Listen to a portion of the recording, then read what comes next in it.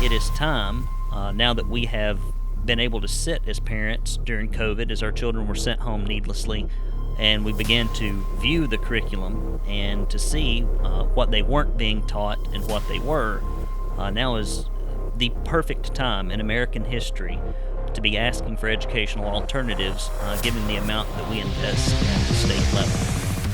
Welcome to Indie Thinker with Reed Uberman. You're about to make the jump from the dishonest mainstream media into free and independent thought from key thought leaders on the subjects of culture, causes, politics, and faith.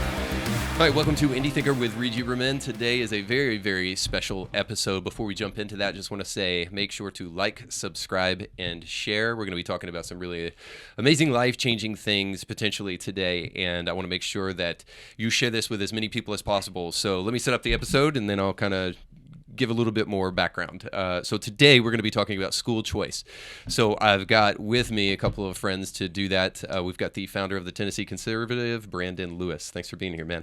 Glad to be here, in great company. Yeah. So Brandon was on before, and part of being the founder of the Tennessee Conservative, among other things, is that Brandon also has a lot of background with grassroots political issues, and one of the things he's very passionate about and very informed about is school choice. So that's what we're going to be talking about today. School choice is something that I would hope would garner kind of some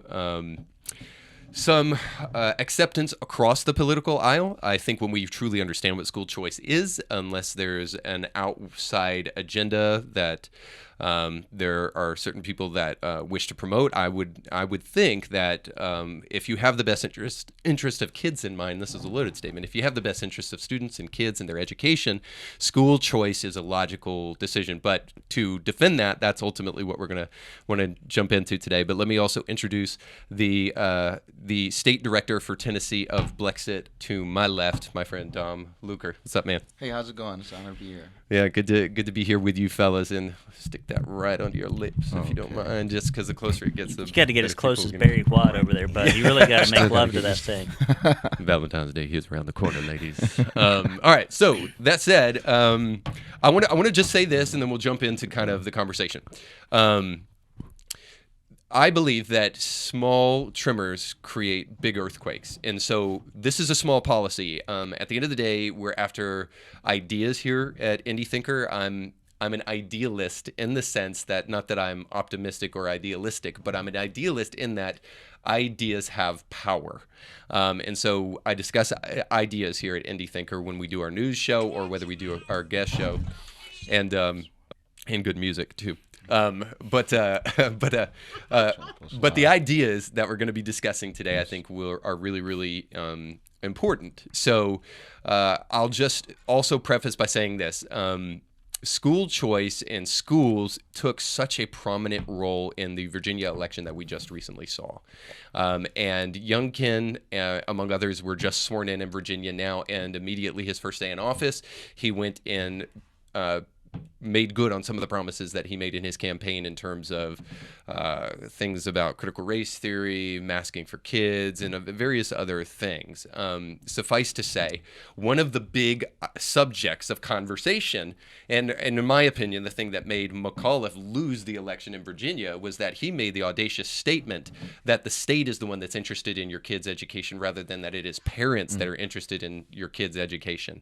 And that created an emotional knee-jerk reaction, as it should have, from parents, because the state doesn't know my kid's name, the state doesn't know where my kids go to school, the state doesn't know, really, they don't know when my kid's birthday is, except if they maybe look it up on a database. They don't care about my kids. I care about my kids, and it's my job to take care of my kids. So that said, education, as it should be, is starting to come back into the focus here, especially with parents in their purview in terms of things that are really, really important. So I think then this is a great time for us to have the conversation of school choice. So Brandon, since we're going to be asking you about kind of your background and stuff with school choice and what we need to know about school choice, and then also, I forgot to mention this up front, we've got some friends with us who are going to be asking, who are joining us live via our Zoom conference. They're going to be asking questions about school choice and how they can, if they want to get behind school choice, how they can implement that in their own backyard.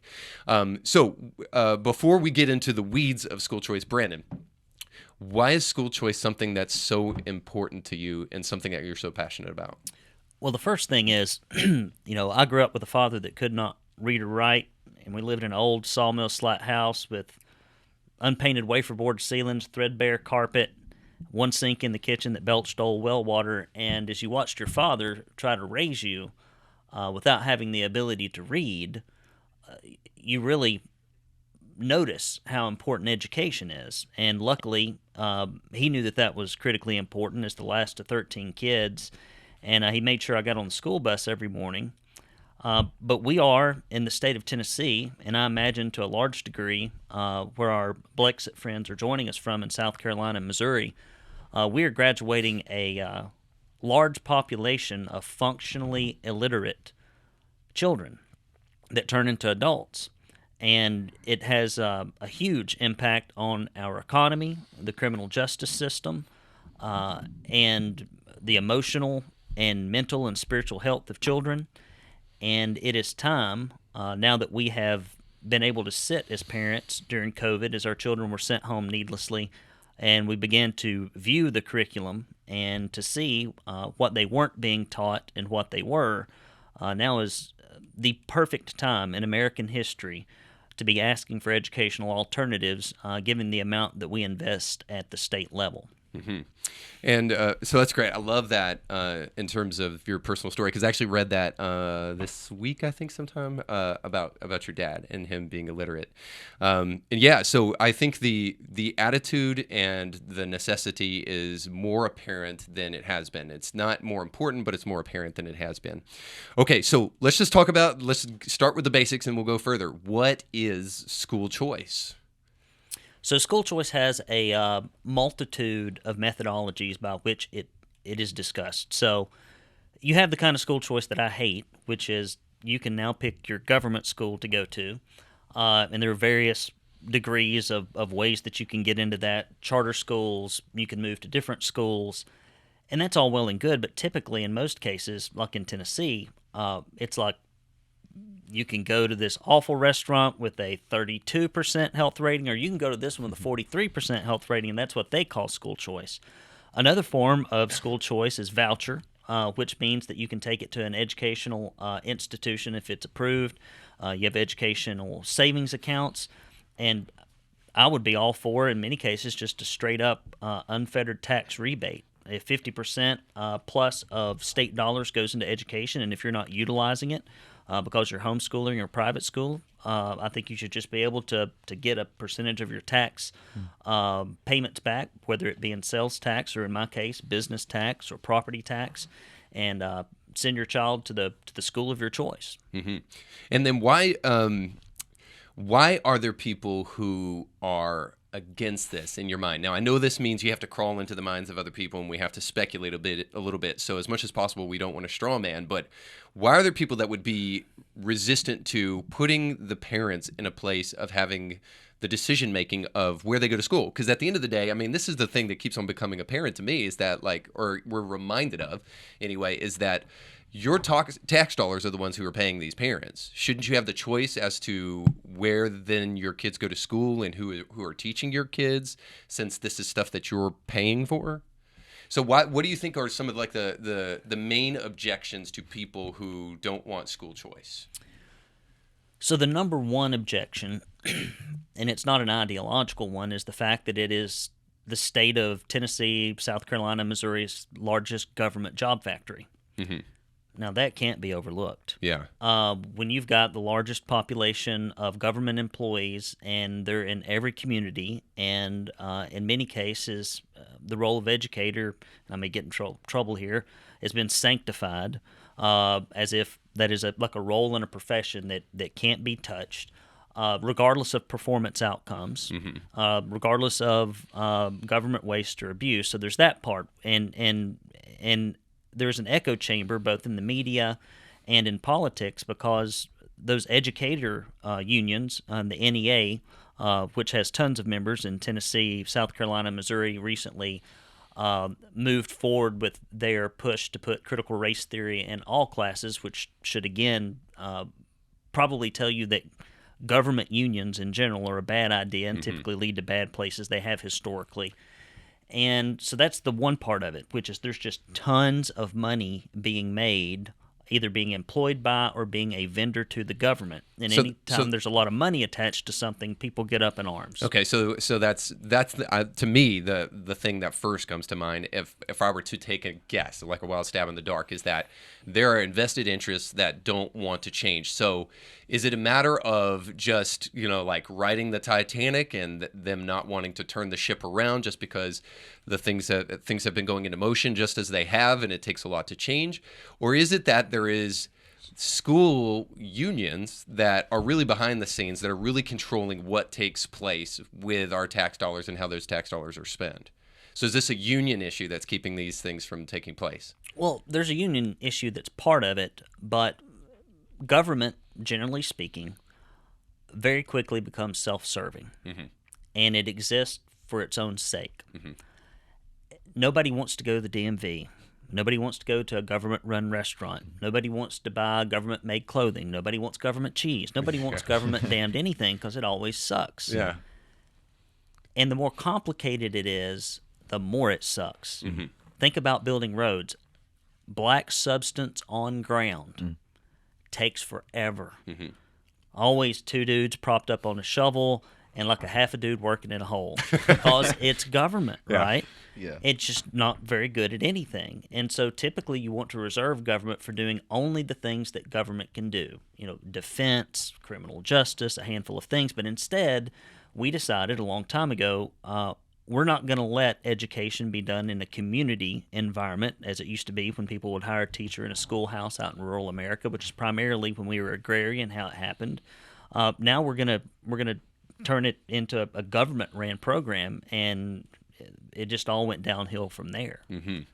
Okay, so were you going to say a second thing, because you were talking about money, wherever money is involved? Is there a second reason that perhaps school choice doesn't get implemented? So the second reason, which is probably the first reason you were going after, which is never the one I will give you, is probably just good old political tribalism.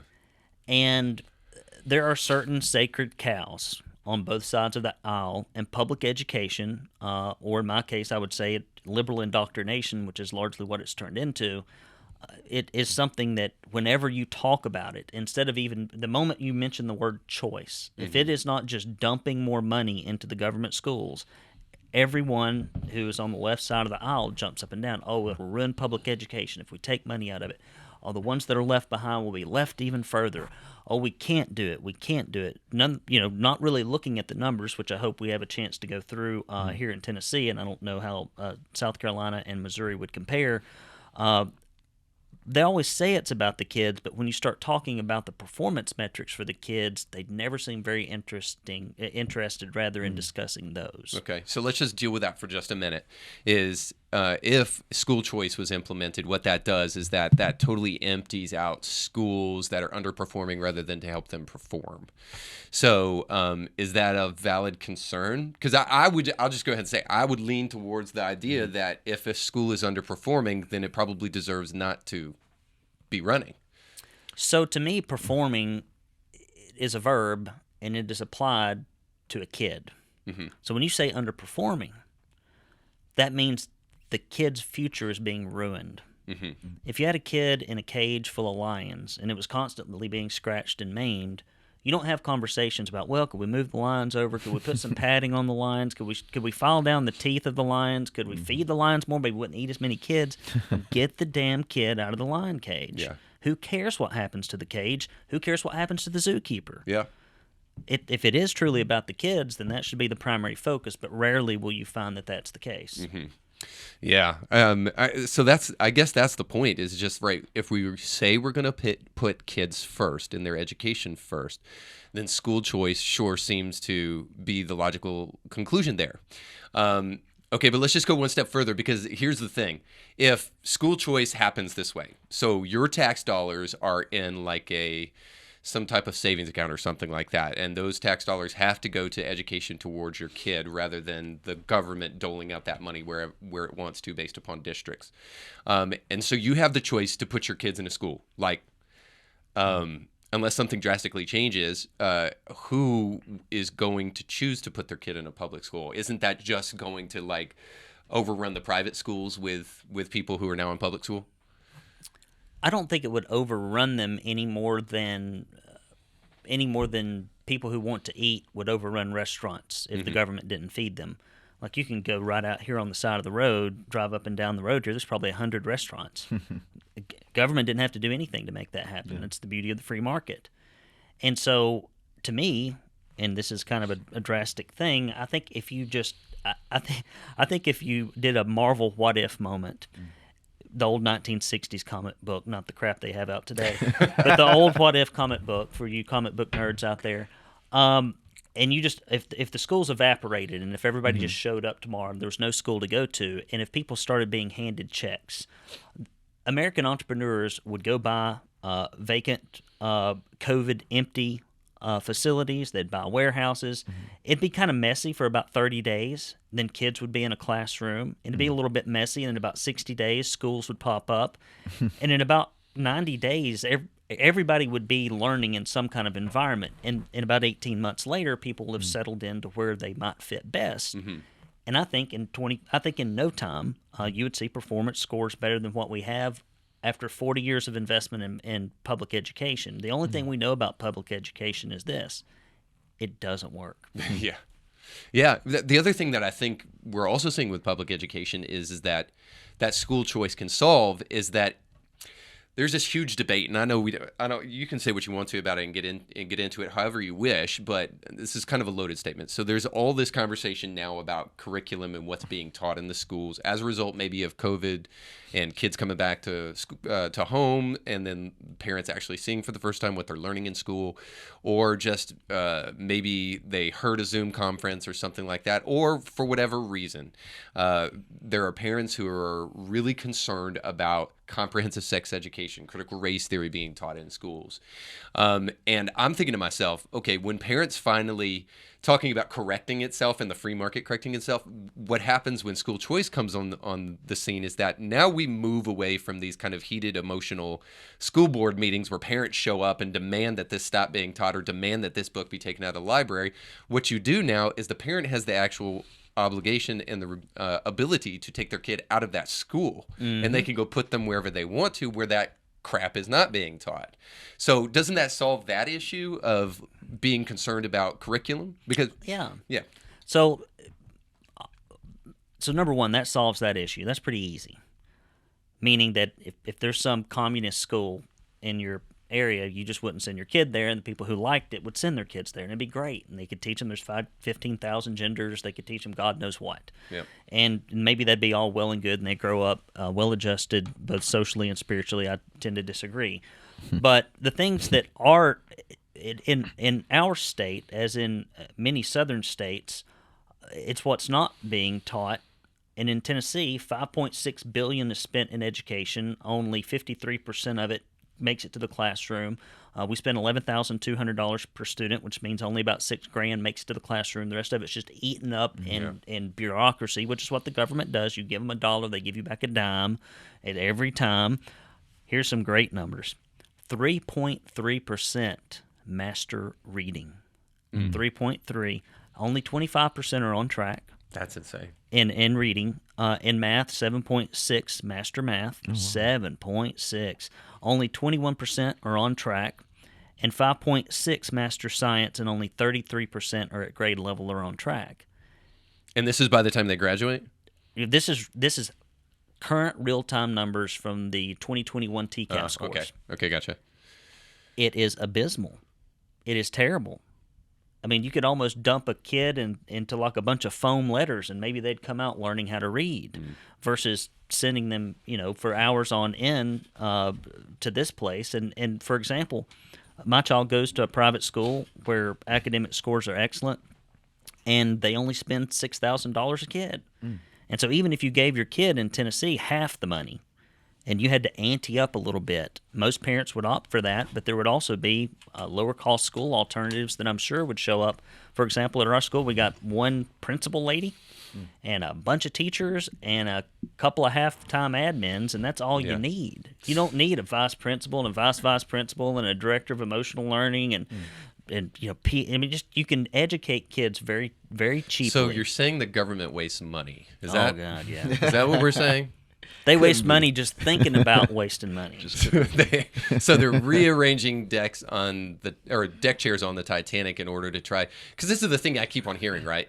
Is that we need to fund schools more. If they're having these problems, well, then that's because of these underfunded schools and these maybe rural areas or maybe inner city areas. They just don't have enough to pay their teachers, and they don't have enough resources to really get the. But the interesting thing about this, and I heard Vodi Bakum say this, who's a Christian theologian. He's like, it's funny because they never have any issues paying for the football team and making sure that they get the equipment that they need. And he was referencing kind of like a school board thing where people were like, "How there's no money in for the arts in this school." It's like, yeah, but they have money for the football team every single year. So you're saying you can't just throw money at a problem and fix it, Brandon? Sadly, no. They've been trying it for 40 years, and it goes up every year. That's the thing, though, and it goes up every year past the point of inflation. It's not that more money has not been spent. It's that it started out bad and it just got worse. Yeah, and then there's a stat there where you said how much money is I think on an annual basis in the school. It's $11,200 per student. And one thing I hate, and they probably do this in South Carolina and Missouri as well, they always cite how much money you spend per pupil as if it's a bad thing. Like for example, I think Tennessee spends they're the 45th state, right? Well, we're also like the 45th state for cost of living. Well, no crap. What goes into education? Wages, materials. So wherever you are, your spending is probably going to be proportional to the cost of living. Now, but even if you wanted to, like there are all kinds of schools here that have tuition that are far less than $11,200 that you can send your child to. That's insane. Think about what you could do with $11,000. That's annual, right? Yeah, per kid. So per kid annually, $11,000. So hypothetically, school choice would be that money goes to the parent and they get to spend that annually wherever they want to. Yeah, for me, for example, I could send almost 2 kids to the school. Well, I could too. Like I could call up a neighbor. Hey, what's your kid? We got money left over. Why don't you come over here too? That's how wasteful the government is in Tennessee. That's insane. That's insane. Okay, so I don't want to go too quick, but I want to move to the moneymaker here. Is there anything else that I'm missing that we need to know about school choice that is important? I can't think of anything right now. I do know that in our legislature, we should see a plethora of bills in and around this. Now, of course, they're redoing the BEP formula, which is basic education funding formula in Tennessee. And if it's anything like everything else they do, they rearrange the money. They come up with all these program names that sound great. They trot out a bunch of press releases. They make a bunch of new administrative positions, and then the scores get worse. Yeah. That's usually what happens. So I'm not so confident that the BEP formula is going to do anything, but there are some school choice bills that should be rolling through education committees, I hope, very soon. All right, so I'm going to say something that may sound a little bit callous, but it's certainly not intended to because I am such a warm and fuzzy loving human being. But I was at a school board meeting just recently, and they were talking about centers. They were talking about investing money in centers to try to help children sign up for welfare and to try to help them get on food stamps if their families were in need. Now, while I think that might be a noble effort just to feed families, especially if they're poor, and to try to help them in their need and all of that stuff, I'm slamming my head against the wall when I hear performance numbers about how the school is actually doing in the things that it's supposed to be doing, and then they're investing all these money in these kind of social services within the school system, totally taking away attention from the things that they should be focusing on that they're already not doing a great job on. So this is the prosperity of our age. They suck at this, and then they're continuing to build other things on top of that so that they could suck at these things as well. So it just seems to be that, like, what we're seeing right now is a system that has no checks and balances, has no accountability, that continues to grow year after year after year, that continues to suck up money that is not performing any better per dollar that is spent in the school system. So it was mind-blowing to me to see kind of like how they've gotten bored with the thing that they're not good at and are moving on to all these other things, taking away from the one thing that they should be focusing on. And I can't help but wonder if the issue here, even just let's push school choice to the side, the issue here is just a extreme lack of accountability. The other thing I'd say about this, and then you can respond if you want, is I have heard from the mouth of people at the school board during this whole COVID season and during this time where it seems in vogue more than ever to show up at the school board and to show how mad you are and all that kind of stuff.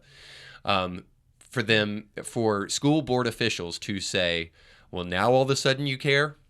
And they really don't want people to care, right? Because they don't want people to show up at the school board. They want to keep on doing the things that they've always been doing. But the point is well taken, is that parents have had their hands off of the school system, just stuck their kids on buses, hoped for the best, kicked them out there in the deep end and hoped that everything would turn out well. And we see, at least in our state, and maybe these other guys from different areas who are joining us here today would say the same about their state. It's the experiment isn't working. Dom, jump in here. You're talking my ear off. Oh, well, I truly do believe that just this country as a whole, we've pretty much forgot our roots of being self-sustainability. We've pushed the people itself. We used to have a camaraderie, if you look back in the past of the 50s and things, of neighbors knocking on each other's doors before going to the grocery store. It was more likely to borrow from your neighbor to save some money, or before they made investments, they would have investment parties. That goes back into the school system. They were very involved into their children's education. And even parents running for school boards, it was way more frequent. Now, the people running for school boards, I've found out there's a lot of the people that's running for school boards in these positions aren't even parents.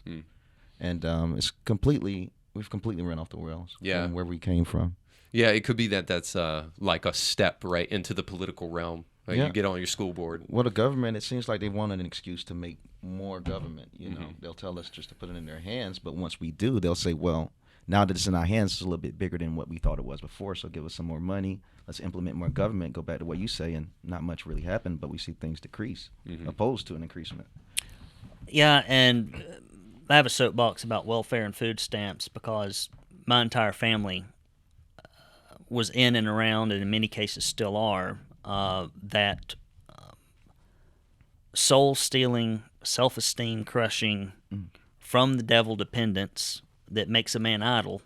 And we know what happens with idle hands. And I've watched cousins and friends and people I grew up with down in Dog Holler and in Marion County and other places, and they're dead at 40. Is Dog Holler a real place? That's what they called the place where I live, Dog Holler. They dropped the dogs off over there. I don't know why. It's like if you had a stray dog, you come drop them off in our neighborhood.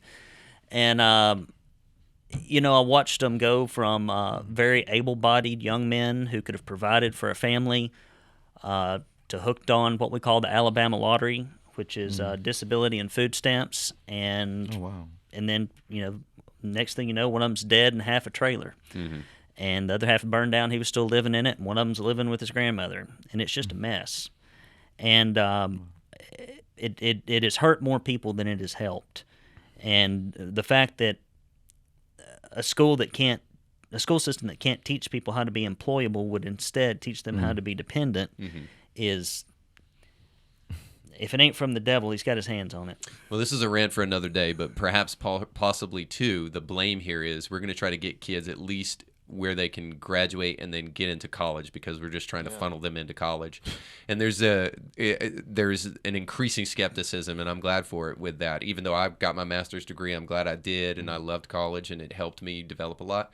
But maybe that belief has just kind of shirked even further responsibility and just said, let's get them sufficient enough to get into college where they'll actually really learn stuff. I don't think we're getting them anywhere close to getting college, unless it's just a continuation of... Yeah. And I've got people that I've helped apply for scholarships, people that I know, and they will text or write me, and in my correspondence to assist them, I'm like, I can't believe you graduated. Yeah. I can't believe a teacher would let you out of school with this level of writing and speaking skills. They would have failed me. Yeah. They would have failed me. Mr. Ledbetter or Mrs. Quarles would have hauled me out in the hall and said, you can do better than this, or I'm not taking this to whatever. And now we just push them on. Yeah. to the next grade, and they're lacking all the skills, as is evidenced by these scores that Tennessee kicks out. And they're always talking about, like you said, some kind of secondary or tertiary item, when the things that really matter they can't even do. Yeah. Spend an hour on TikTok and it'll really get you depressed. So since we're not going to do that now, let's just talk about the final thing.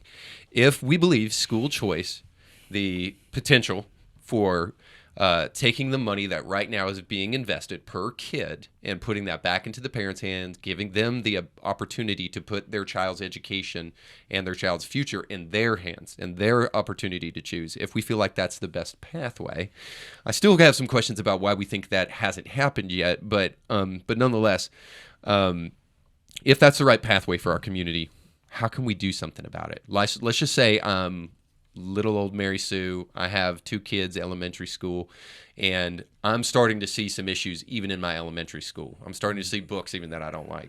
I think school choice is right for my kids. It makes sense.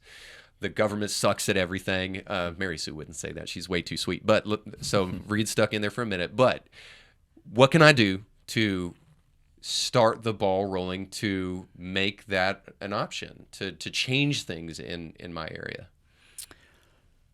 So I think the first thing you have to do is get your kids out of the school by whatever means necessary today. Okay. So that's step number one, and not everybody can do that, but if you can avail yourself of it, if you are a 2-job working family and you've got to go down to a 1-job working family where mom or dad can stay at home and teach those little darlings, do it. If you got to get a second job and you got to quit spending money to get some tuition to send them to a small Christian school or a homeschool cooperative or whatever, the first thing is get them out of the lion's den, even if that means a diminished quality of life for you and your spouse, or if you're single and can pull it off, it'd be a tough thing to do, but if you can. Let me throw something in there and just say my private school where my 2 boys go, they have scholarships. So it helps for those who families who can't afford the normal tuition. So there could be options like that for those families. By all means, look at all that stuff. But I mean, the first thing is like take it on yourself. After that, the first rule in politics, and I would say direct this directly to the folks that are in the Blexit chapters, the first rule of politics is build the list. And I would be doing school choice petitions, surveys, social media, town halls, you name it. I've often thought one of the best things to do would be to go around, and somebody's actually doing this. I think they recently did this. I can't remember the school. Is it Brown?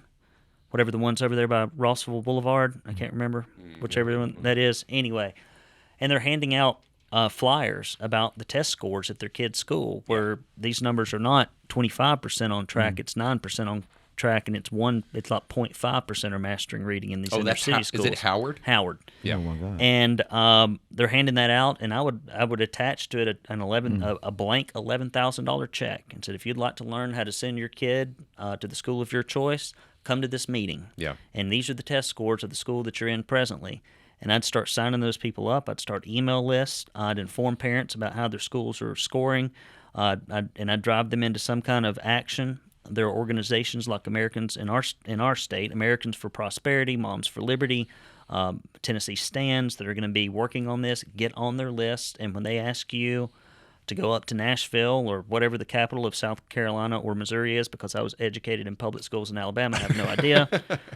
Should have memorized that. But I would go up to your state capital. I'd dress up, and I would come with statistics from your district, your personal story, and ask that school choice legislation be passed. And Blexit, in closing on this in particular, I think has the ability to do something with this that old white people can't do.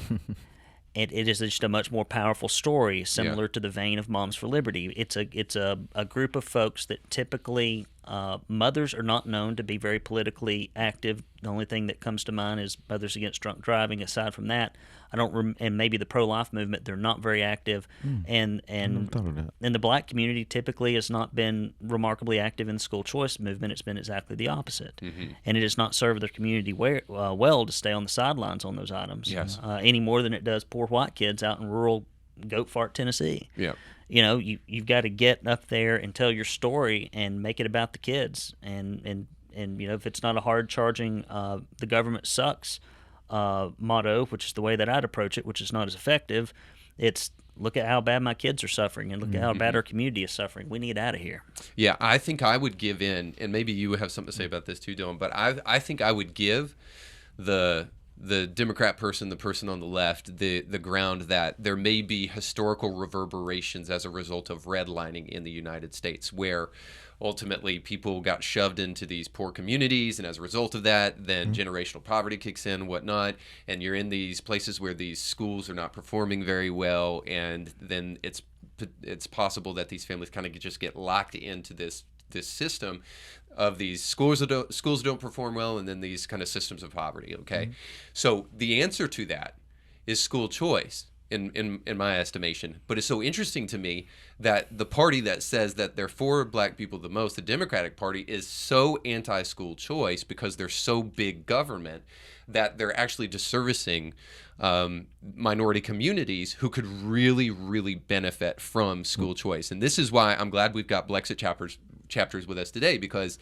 if you guys care about your kids, you care about inner city, you care about poor communities, you care about black communities, you care about whatever community you're a part of, and you see that the education system is not working, well, then we need to fight against whatever is standing in the way from actually school choice becoming a reality. So, Dom, you got anything before we jump into questions? Yeah, definitely. The Democratic Party, they don't benefit from educated black Americans at all. They benefit from uneducated black Americans. That's why majority of the history that they push is hyperboles or, anything that's easily and baseless. Yeah. Majority of it is just emotional politics, and they're trying to push us on getting educated on emotions. They'll tell black people even in school to learn more about their history than even mathematics and English at times. And I feel like, yes, our history is important, but I'm here to say it's not more relevant than math. It's not going to have you more successful than us. So, someone have their math or their English. Neither would it be for anyone that's white. Knowing your history won't make you any more successful, and it is important. But I think just the emphasis on what the Democratic Party has done is just identity and culture. Yes, it's important, but it's a little too important. And I think they definitely don't want us to be educated. Once we start to learn of our history, we find out they're the same enemy. They're the ones who created it. The KKK, and it's the first congressmen were Republicans and things like that. You will find as soon as you get educated. Yeah, that's awesome. Okay, so let's take a moment, and hopefully you guys have kind of thought about some questions that you may have, some things that we brought up here in our time discussing, maybe questions about how to take next step if you believe that you want to enact some type of change, some policy change with schools in your district. So if you would for me, we'll take just a moment, give you a moment to think, but if you would for me, if you would just raise your hand and then I'll unmute you if you have a question, and then we'll kind of turn that over to Brandon, and if any of us can shed any light on that, we will, but ultimately this is going to be you on the hot seat, buddy. I'll do my best. I don't know, you get what you pay for here. One thing that I like to bring up is I bring up the statistics from Missouri. Missouri historically has been behind the curve of everybody. Like, for example, the state of Missouri is ranked 49th nationally in school funding. Wow. The state auditor of Missouri 2 years ago set the cost per student of $6,375 per student. The Kansas City School District itself spends over, on average, $14,000 per student. Wow. Okay. St. Louis public schools do essentially the same thing. But here's the problem. In St. Louis public schools, who get 241 million taxpayer dollars annually, only 22% of their students in K through 12 are reading at or above their proficiency, their grade level. 22%. Yeah. You had a point where in St. Louis that it actually was not even an accredited school. Is that essentially if you were graduating from St. Louis public schools, colleges weren't looking at you because of the fact that you didn't have accreditation. The state had taken it over on multiple occasions. And that's one of the things that we emphasize here in Missouri is that school choice is important. My colleague Jamie, she is in the area of Southwest Missouri, which has some of the most proficient schools in the state. And conversely, on my side of the state, on the eastern side of the state, we have some of the most underperforming. And the sad part of it is that they're the most economically disadvantaged and the minority. If you look at if you went on the Department of Elementary and Secondary Education website for Missouri and you looked at the most underperforming districts, you're going to see them in minority areas, like crazy. St. Louis Public, Riverview Gardens. One school district that a lot of people may know of because of the Michael Brown situation, Normandy School District, Ferguson Florissant. All of those school districts are academically underperforming. Their proficiency levels are there because the teachers unions have jumped in and they've decided that regardless of these students, they do it as what I've referred to it as an assembly line. They basically put a piece on at first grade, whether it fits or not, move them on to the next line of assembly, which is second grade, and so on and so forth. Whether the piece fits or not, you're just doing it because as long as those kids are in a classroom at 11:59 a.m., when it hits noon, they get full state and federal funding. So they could care less the rest of the day. They phone it in. And I've seen that when I was a former candidate for office and I would visit school districts and I saw that. It's a sad thing. And one of the great things now with Blexit is that we do get to talk more actively on that. I get to have a greater role in the say of things like that. And I applaud my fellow leaders like Dom, who I learned so much for since I became a state director, that we're building something for everyone. We get to talk the tough issues that the right or the left won't talk about. Yeah. If the right doesn't talk about it enough, we're racist. If the left talks about it too much, they're trying to buy votes, literally. We've had the opportunity to talk about things like the abomination that's called critical race theory. We talk about the great things that when you tell a child that if you're white, you were born to oppress people. If you're black, you were born to be oppressed. This is not something that a free-thinking people would subscribe to. This is not something that we can continue to have. Dom said it best. As long as we have a low information minority voter thinker, they're going to be led anywhere they want to. If they don't stand for there's something, an incentive. they will fall for anything. Yeah. So what are you guys doing, Martin, and in your area for school choice, if you feel like this is a good viable option for you guys? Well, again, we are actually going in. We are helping people learn. Here's a magnet school. Here's a charter school. Let's talk about those options. We actually had in the state of Missouri, we have something that was passed last year, which was House Bill 348, if my memory serves me correct, where it essentially what it does is that it was House Bill 349, where we will have what's called the Missouri Empowerment Scholarship Account, which allows residents to receive a tax credit for basically pulling their children out of underperforming school districts and sending them to those districts. And we helped, and this is before I even joined Blexit, we were helping to lobby for that, and we got that passed last year. That's great. Well, I would get down there again. I mean, I'm telling you what, the solution to a lot of this stuff, almost all of it, is to go to the state house. I mean, you can move things around a little bit in your school board meetings, and this is just me. I think you should do it. I think you should give them heartburn. I think you should aggravate them every chance you can, and I think you should put new people on school boards and get rid of bad ones. But, buddy, all the authority for those local governing school boards comes at the state house. And so if you go up to the state house and if you get the legislation changed, doesn't matter what the school board wants. School board becomes obsolete if it's passed at the state house level, and that's why I focus all of my attention up in Nashville for that reason. And it's funny you mentioned about the kids, and the kids who need school choice the most are the ones that are hurt the most by the Democrats not allowing that to happen. And then I bet when the state took over your underperforming schools, they just perked right up and those scores just lifted to the ceiling, didn't they? Sadly, the numbers stayed the same when the state took over. In fact, it got worse. Yeah, ours got worse too. If you're not careful, we're going to take you over. Yeah. You better be careful. We're coming there and clean house. Oh, except that it's worse when we do that. Yeah. So they actually wanted them to take over. The unions wanted them to take over. They wanted to take that local control school districts away from those teachers unions. I'm glad you said that, Martin, because here's the other thing that I was going to mention, which I think probably deserves to be stated.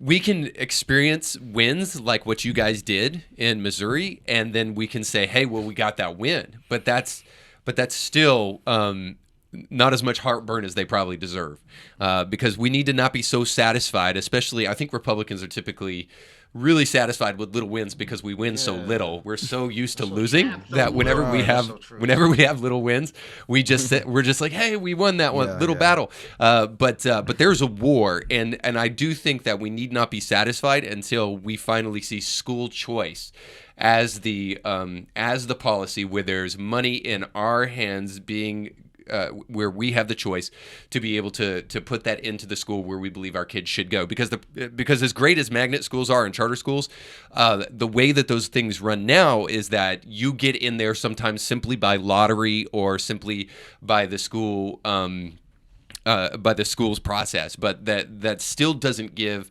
the power to the parent necessarily, because if they don't win in that random lottery, then they have to go back to the public school where... What a joke. Yeah. Hey... If you win this education lottery, maybe your kid won't go to a sucky school. It's a lottery. That's crazy. Yeah. I mean, there's a random chance. Lottery is typically like you get lucky if you win. It's not like you win every time, and it's not like it's just awful that the education is so bad that they have to have random chances of success occasionally fall on somebody. That's when you know that the thing. I would love to be able to drive down the road one day with my grandchildren and go, oh, look, well, what's that, Granddaddy? That's what they used to call a public school. They don't have those anymore because they didn't work. And in Tennessee, we don't have them anymore. People just get their money and they send them to wherever. That would be a great thing. I was going to say, I feel like a lot of the reason why the government is refusing to really implement school choice because they'll say the people we would claim that should be against it aren't advocating against it. Mm-hmm. And I think that's one of the benefits that they do have, because they don't see enough minorities. They don't see enough races that are advocating for these things. They might just say it's another problem of the white man. Yeah. Because that's what they've been labeling everything as. It's not like it's an American problem. They'll say it's a white problem. And I just think we do need more faces out there so 100%. They can just break that narrative. That's most of their strength. Well, with that being said, Jamie, that's kind of a joke, but Jamie, do you got anything that you wanted to ask? A lot of the questions you already kind of answered, because I had a list of the ones that you kind of already brought up. Thank you for putting this together. Yeah. I like the idea of having a credit. I've got 2 boys in school right now that it'd be really nice to be able to find something that fits them a little bit better than the small school that we're currently in, because all of the sports programs are based on what the school board wants their kids to do. So they don't ask, they just do. So we don't have a whole lot of choices. I think having that option would also help the teachers pay. School meal quality. I mean, there's no quality to the meals they get right now. Also, they could have Bible history versus Greek God history, which is, my kid came home with, the Greek gods, a whole thing on Greek gods. And I was like, you can't learn history from the Bible, but you can learn about this. This is a thing. So I looked up, because this is all new to me. I'm new to Blexit, so I've been this is why I joined it, was so that I could get off the sidelines, make a difference. In Missouri right now, it looks like we only have 5 counties and 6 cities that have school choice. So there's nothing in my area. It's all, in different parts of the state. In Springfield city limits, they do have that lottery system, but we're outside of that, so it doesn't really apply. Yeah. So I'm really new to it, but that helps me. I wrote down a lot of notes about, going to the state house, trying to change legislation, things like that.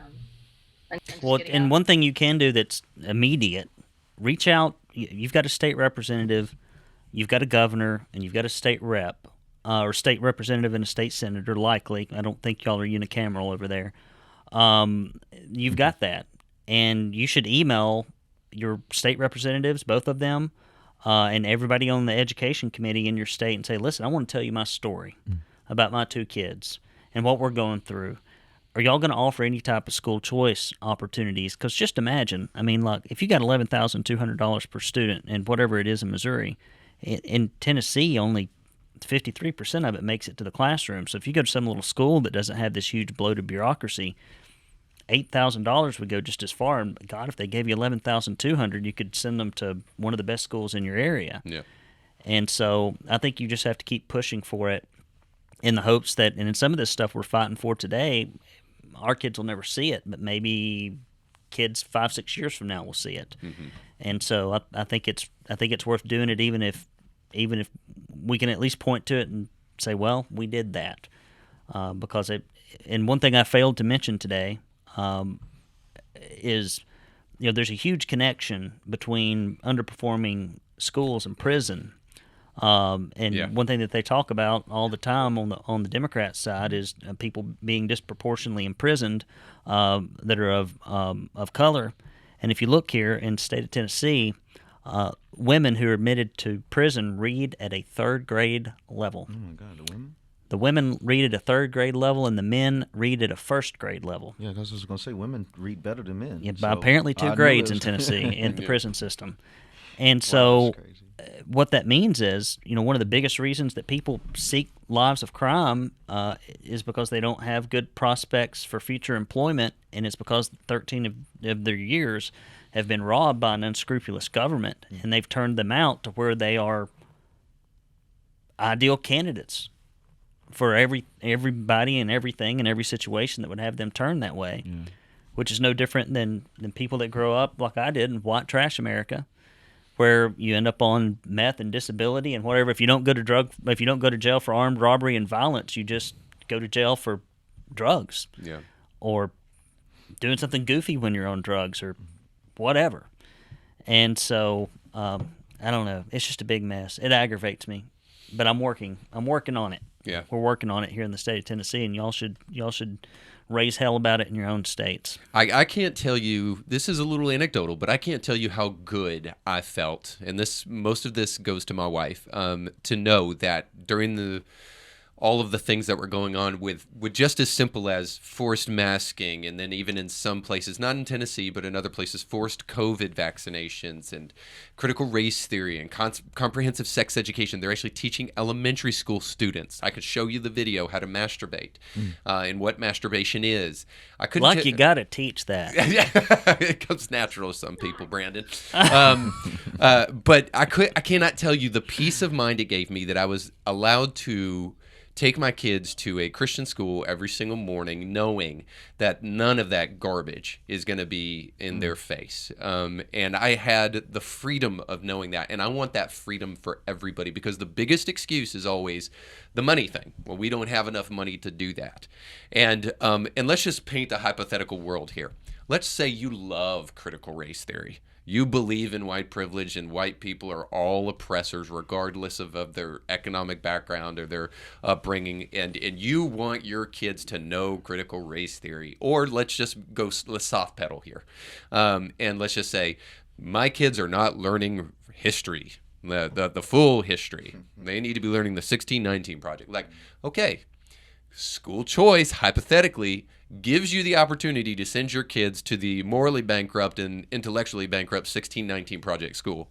If you want to, you can send them to that school now, because now you have the choice to do that. Whereas if I don't want my kid to do that, and I want them to learn Bible like you were saying, Jamie, and I want them to not necessarily be steeped in Greek mythology, but actually maybe learn some Bible history, since it does play a prominent role in the history of our world.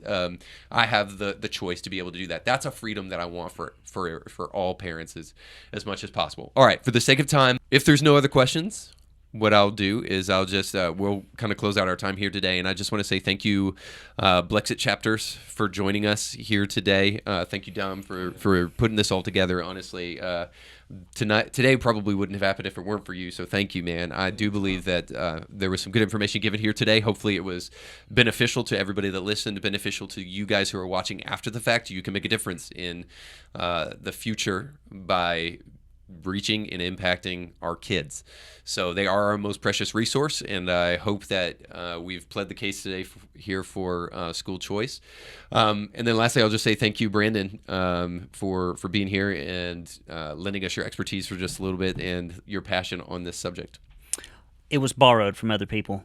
I did not invent it. I just report it We're all and that way. synthesize it at our publication. But I appreciate all of you, and I do believe in my heart of hearts that if Blexit will get really involved in the school choice movement, doesn't mean you have to invent it from scratch. There's all kinds of people you can saddle up with that are already headed in this direction. And there is strength in numbers. And get your own list together. Join with other people that are pushing for school choice, because I think that Blexit is uniquely positioned to have political influence on this. But it does mean, getting organized and getting moving. And the sooner the better. While the timing is good, and it'll never be better than now. It's currently our initiative across Blexit America. Every chapter has to focus on school choice this month. And if I'm correct, March will be CRT. Okay. So we're going pretty hard at education. From what I know from up top, we're going harder at education this year in comparison to any of the other years. Very good. It needs to happen. That's great. Well, hopefully that will help you guys in your approach in doing that. Thank you guys for being here. Thank you guys for being here and asking some questions. And we appreciate you. Don't forget to share, like, subscribe. We'll catch you next time. Thanks for watching. You can catch brand new episodes of Indie Thinker with Reed Uberman every Monday, and weekly bonus episodes to keep you thinking throughout the week. But you have to subscribe and click the bell to be notified when new episodes drop. If you enjoy this content, make sure to like this video and share it with friends.